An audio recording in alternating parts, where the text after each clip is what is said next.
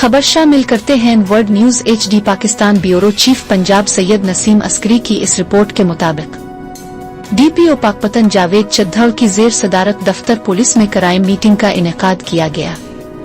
जेर तफ्तीश मुकदमात का जायजा लिया, इश्तिहारी मुजरिमान की जल्द गिरफ्तारी और मुकदमात को जल्द मेरिट पर हल करने की हिदायत दी। मीटिंग में SDP और SHO और तफ्तीशी अफसरान ने शिरकत की।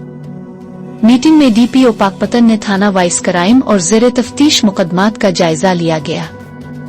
DPO ने तफ्तीशी अफसरान को हिदायत की कि अपने अपने मुकदमात में मफरूर इश्तिहारी मुजरिमान और अदालती मफरूरों की गिरफ्तारी को यकीनी बनाएं। तमाम SH इवज अपने अपने इलाका थाना में पुलिस गश्त के निज़ाम को बेहतर करें और जराइम पेशा अनासिर की गिरफ्तारी यकीनी बनाएं।